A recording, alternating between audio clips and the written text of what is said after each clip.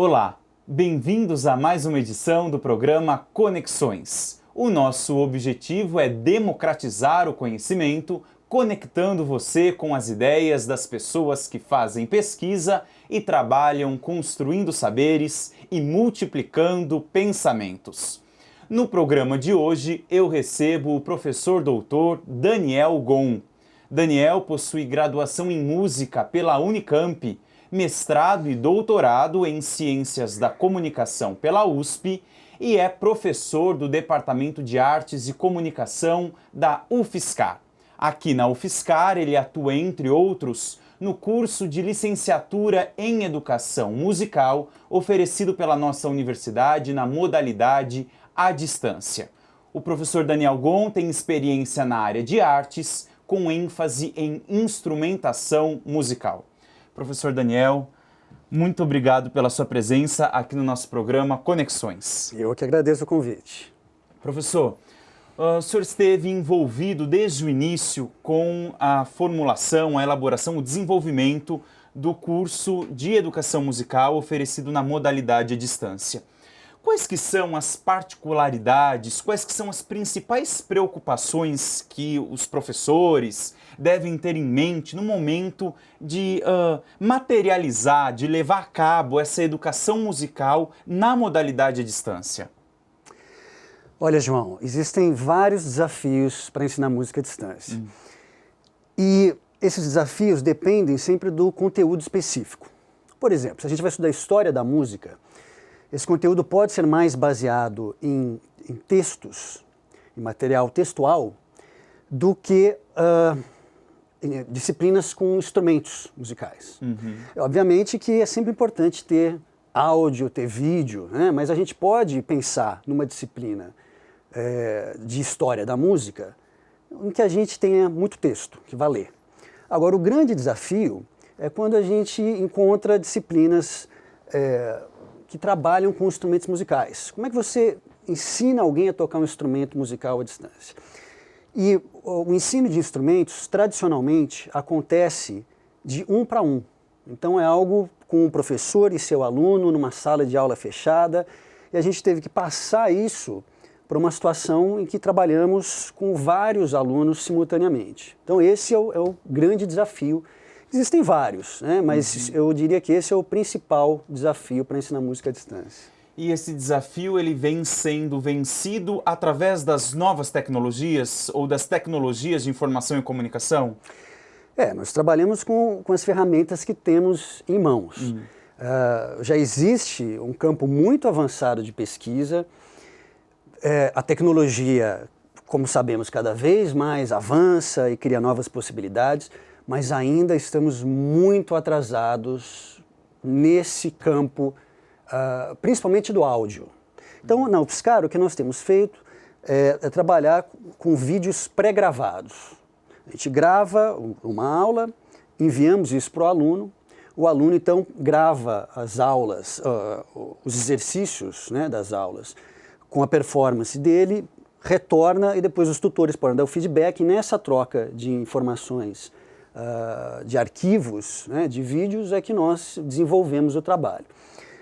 Nós temos algumas videoconferências, e as videoconferências são muito importantes para determinados momentos, mas nós não temos possibilidades ainda de trabalhar com uma excelente qualidade de áudio e de sincronia entre imagem e som para fazer trabalhos síncronos, ou seja, em tempo real, com instrumentos musicais. Isso no exterior já existe. Mas aí a sistemática é muito mais avançada, não é uma questão só de conexão. Minha conexão aqui é de tantos giga, a conexão ali é de tantos giga. É o sistema que deve privilegiar o áudio, para que todas as nuances, quer dizer, ensinar a tocar um instrumento musical não é só ver se o sujeito lá no piano tocou a tecla certa. Tem uma série de questões, né, do espaço, da articulação, de como o som é muito complexo para você trabalhar, por exemplo, numa aula via Skype. Um software muito comum, usado hoje em dia. Você pode dar aula via Skype? Pode. Funciona? Pode funcionar, mas você não tem ali a mesma situação que existe hoje, por exemplo, nos Estados Unidos.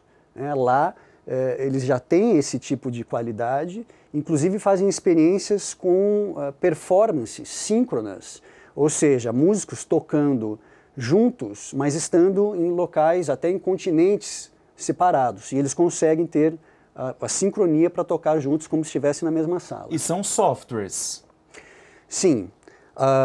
Existem programas diferentes. Um dos programas que vem sendo utilizado atualmente nos Estados Unidos, existe um consórcio, né, chamado Internet 2, que é um projeto, uma internet de conexões ultra rápidas, e eles estão fazendo uma espinha dorsal atualmente nos Estados Unidos, um backbone, que vai chegar à velocidade de 100 GB por segundo. Ou seja, conexões muito rápidas. Os Estados Unidos atualmente está bem atrasado em relação a outros países, né? Por exemplo, o Canadá. No Canadá já existe há mais de 10 anos uma organização chamada Canary, onde eles também têm conexões muito rápidas, porque fazem essas espinhas dorsais, como eles chamam, né? Baseadas em fibras ópticas, e que possibilitam conexões muito rápidas. Então, lá nesse consórcio Internet 2, eles têm usado um software chamado Lola, que, se não me engano, é de origem italiana. E, basicamente, o que esse software faz é, como eu disse, privilegiar o áudio. Então, você tem transmissão de áudio sem compressão, né, um áudio de extrema qualidade e que possibilita captar e transmitir todo o detalhamento, todas as nuances de uma performance musical. E esse software, por exemplo, atualmente não funcionaria no Brasil por conta dos nossos problemas de conexão. A gente sabe que aí nos rincões do Brasil, os nossos alunos estão espalhados por várias regiões do Brasil com muitos problemas de banda larga ainda. Então, trazer um software desse nesse momento para o Brasil não funcionaria, o senhor acha? Então, estamos trabalhando nesse sentido. Né? O que a gente percebe sempre em relação à conexão é o que os americanos chamam a última milha, o last mile. Quer dizer, às vezes nós temos boas conexões que chegam até um determinado ponto, muitas vezes até a universidade, a porta da universidade. Mas de lá até a sua sala ou até a casa do indivíduo, onde realmente a conexão afunila e nós temos um grande problema, né, para a conexão. No Brasil, por meio da FAPESP, nós temos também conexão a esse sistema da Internet 2. Então, é possível pensarmos em alternativas. É óbvio que para trabalhar com esse software, daí também há outras questões, quem paga por isso, como é que nós podemos implementar. E também há outros detalhes, como quando pensamos em música, precisamos ter microfones adequados para captar cada tipo de... Quer dizer, não é só a conexão, né? São vários e vários elementos. E, obviamente, para que não adianta só o professor transmitir isso para o aluno. É preciso que o aluno também possa transmitir para o professor para que a conversa funcione adequadamente. E, além de tudo isso, tem aquela questão que eu já coloquei, né? Como trabalharmos com vários alunos. Em pesquisas nos Estados Unidos, eu tenho visto trabalhos sempre com poucos alunos, ou, na maior parte dos casos, 1 a 1. Quer dizer, quando eu falo que aqui nós temos mais de 200 alunos entrando todos os anos a cada novo vestibular, as pessoas falam, puxa, como é que vocês lidam com isso? Né? Esse é um outro desafio de trabalhar a música à distância. Falando nisso, recentemente o senhor esteve na Califórnia levando a experiência da UAB UFSCar no ensino de educação musical à distância. Como é que a nossa experiência, o nosso trabalho aqui foi recebido pelos pesquisadores de lá?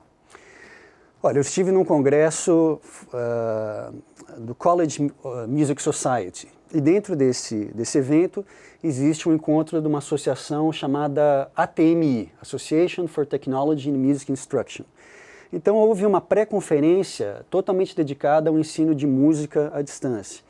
Eu apresentei lá a experiência da UAB UFSCar e realmente o que chamou muita atenção foi a quantidade de alunos, né, envolvidos. As experiências que têm acontecido nos Estados Unidos são, às vezes, de uma turma ou de um professor que decide pegar uma disciplina e aplicar. Existem alguns casos de cursos completamente à distância, completamente online, mas realmente como o que temos aqui na UAB UFSCar, eu não encontrei. Então isso despertou, inclusive de pessoas muito experientes, por exemplo, o professor David Williams, que é uma referência, já escreveu livros muito conhecidos, né, para quem trabalha com educação musical e tecnologia no mundo inteiro, e quem trabalha com literatura inglesa, essa é uma referência muito importante. Ele parou para fazer perguntas, se interessou ali, quer dizer, realmente teve uma demonstração de interesse muito especial. E num evento como esse, as trocas de experiências são sempre muito interessantes. Além da questão da tecnologia e até da questão do número de alunos, o que o senhor pôde também absorver de experiências ao redor do mundo e captar para trazer para cá? Olha, eu diria que a gente aprende a compreender melhor as necessidades de cada situação. Né? Lá haviam pesquisadores americanos e canadenses, principalmente, e os desafios que eles enfrentam são outros. Então, essa questão da quantidade de alunos, eles não têm esse problema, mas eles têm alunos que ficam em regiões isoladas, né? Às vezes ficam lá presos por causa das condições climáticas, não podem se deslocar para grandes cidades. Então, como é que eles trabalham com isso? Uma outra forma de pensar. Então, eu encontrei lá, por exemplo, um curso que é feito à distância, um curso de graduação, formação de educadores musicais, assim como temos aqui no Brasil, mas que é um curso feito de maneira completamente síncrona. Ou seja, as aulas presenciais são transmitidas em tempo real para os alunos à distância. Isso é algo impensável para o que nós temos aqui hoje no Brasil, né? Então você aprende a entrar no universo daqueles outros professores e ao mesmo tempo nós levamos os nossos problemas aqui dessa discussão que eu acho que aprendemos. Mas sem dúvida que lá as tecnologias estão muito mais avançadas, não só na questão das conexões, mas também em programas, em instrumentos, equipamentos específicos para a música. Por exemplo, lá eu assisti uma demonstração de uma aula de piano à distância, em que nós tínhamos um piano Yamaha, que é a patrocinadora desse projeto, um piano de cauda no palco, e em outro estado, no Minnesota, havia uma aluna com outro piano em casa, e os pianos se comunicavam. Então a aula acontecia, e quando a aluna tocava do lado de lá, nós não ouvíamos a transmissão do som, né? Nós ouvimos o som do piano real, um piano de cauda na nossa frente. Quando a aluna tocava lá em Minnesota, ali na Califórnia, as teclas se movimentavam sozinhas, né, de forma perfeita. Então a gente realmente podia fazer uma aula como se fosse presencial. Professor, para a gente encerrar, a qualidade da formação dos nossos alunos aqui da UFSCar, ou o nível de aprendizagem, como esses alunos estão aprendendo, isso está sendo de alguma forma monitorado? A gente teve agora em 2012 a primeira turma ou as primeiras turmas da licenciatura em Educação Musical foram formadas. Como é que a gente pode avaliar a formação que esses alunos receberam e se esse processo de ensino-aprendizagem, a eficácia desse processo, ele é constantemente monitorado? Olha, realmente tivemos a nossa primeira formatura agora, o que nos deixa muito felizes e orgulhosos. Eu acredito que o que realmente vai ditar a qualidade do nosso programa é o que os nossos alunos irão fazer a partir do momento que saem do nosso curso. É um curso diferente do curso presencial, né? É importante que se diga, são projetos pedagógicos diferentes, têm características diferentes. Eu não posso dizer que um é melhor que o outro, mas o curso à distância tem vantagens, ele é muito mais centrado em questões tecnológicas, o aluno sai, até pela natureza do aprendizado, quer dizer, ele sai já preparado para trabalhar com esse tipo de coisa. E como sabemos, a educação à distância está crescendo, muitos professores, nós mesmos aqui precisamos de tutores capacitados. E outras universidades irão precisar de tutores, de professores, né, de gestores. Então, esse curso à distância eu acredito que tem essa vantagem. É lógico que em alguns aspectos o curso presencial aqui tem facilidades e que na modalidade à distância nós temos que criar alternativas para que essas facilidades aconteçam também. Mas, ao meu ver, esses alunos estão saindo agora e o que eles vão fazer no mercado de trabalho é que vai ditar a nossa experiência a partir daqui. Perfeito. Professor, eu quero agradecer mais uma vez a sua presença aqui no programa Conexões e até uma próxima oportunidade. Até a próxima. Muito obrigado. A vocês que nos assistem, o meu abraço e até a próxima edição do programa Conexões.